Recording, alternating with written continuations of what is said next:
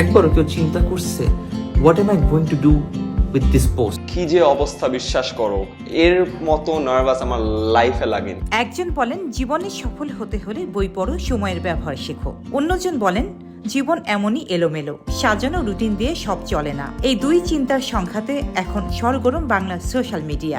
আইমান বনাম সালমান বিতর্ক কি শুধুই ব্যক্তিগত কথার লড়াই, নাকি এর পেছনে আছে বড় কোনো সামাজিক বার্তা? যে কার্টুনিশ পার্লামেন্ট, যে পার্লামেন্টে যেই বসে তারই কমন সেন্স হারায় ফেলে, নো ম্যাটার কোন গ্রুপ কোন পার্টি থেকে আসে। সম্প্রতি মাইলস্টোনে বিমান বিধ্বস্তের ঘটনা নিয়ে সামাজিক যোগাযোগ মাধ্যমে চলছে শোকের মাতম, যার রেশ ছুঁয়ে গেছে তারকাদের মাঝেও। জনপ্রিয় কন্টেন্ট ক্রিয়েটর সালমান মুক্তাদির ক্ষোভে ফেটে পড়েছেন তার ফেসবুকে। ডক্টর ইউনূসের অর্থ সহায়তা চেয়ে একটি পোস্টকে কেন্দ্র করে সরকারের তুমুল সমালোচনাও করেছেন তিনি। মানুষ টাকা চাইছিল নাকি মানুষ খুবই স্পেসিফিকলি কিছু জিনিস চাইছিল? মানুষ চাইছিল জবাবদিহিতা, অ্যান্সার কে করবে।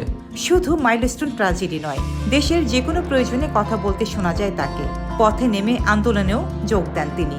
জুলাই আন্দোলনের সেলিব্রিটিদের মাঝে তার সবচেয়ে বেশি ভূমিকা ছিল।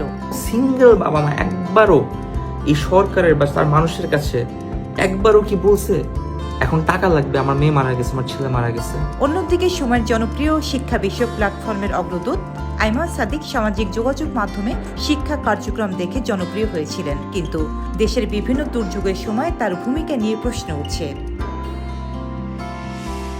যেদিন মাইলস্টোনে আস্ত একটি বিমান কোমলমতি শিশুদের গায়ের উপর পড়ল, সেদিন আইমান সাদিক তার স্ত্রী মুনজারিন জিমের একটি আনন্দের ছবি পোস্ট দেন, যেখানে দেশের সর্বস্তরের মানুষ এবং সেলিব্রিটিরা মাইলস্টোনের দুর্ঘটনা নিয়ে শোক প্রকাশ করছে। সেখানে তিনি জিমে গিয়ে আনন্দের ছবি স্টোরি দিয়েছেন, আর এতে নেটিজেনরা তার উপর চড়াও হয়। এই পোস্টটা ডিলিট করে দেওয়া হয়েছে, সো ওইটাই শোনা। নেতিবাচক মন্তব্যে ভরে যায় সোশ্যাল মিডিয়া। কেউ কেউ তার দায়িত্ববোধ নিয়েও প্রশ্ন তুলেছেন, যদিও সে স্টোরি পরে ডিলিট করে দিয়েছেন। তবে সমালোচনার দিক থেকে বাঁচতে পারেননি তিনি। এরপরই দুই তরফের অনুসারীরা ঝাঁপিয়ে পড়ে সোশ্যাল মিডিয়ায়। এক পক্ষ বলে আইমান সাজানো জীবন দেখান, যা বাস্তবে নয়। অন্য পক্ষ বলে সালমান নিজের লাইমলাইট ফেরাতে কন্ট্রোভার্সি করছেন। এই মনটা আমি বুঝলাম যে আজকে আমার অবস্থা কেউ বাঁচাতে পারবে না। তাহলে এই বিতর্কে কি শুধু দুজন কন্টেন্ট ক্রিয়েটরের মধ্যে মত পার্থক্য, নাকি এটা আসলে আমাদের সমাজে থাকা দুইটি ভিন্ন জীবনের দর্শনের সংঘর্ষ?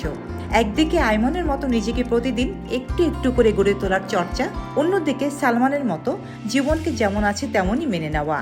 দুটো মতই এক পেশে হলে সমস্যা হয়, কিন্তু বিতর্কটা আমাদের ভাবায় আমরা কোন পথে হাঁটছি। এখন প্রশ্ন, বাস্তবতার চেয়ে মোটিভেশন কি বেশি দরকার, নাকি বাস্তবতা মেনে নিয়েই পথ চলা উচিত? রোজিনা রোজি, দেশকাল নিউজ।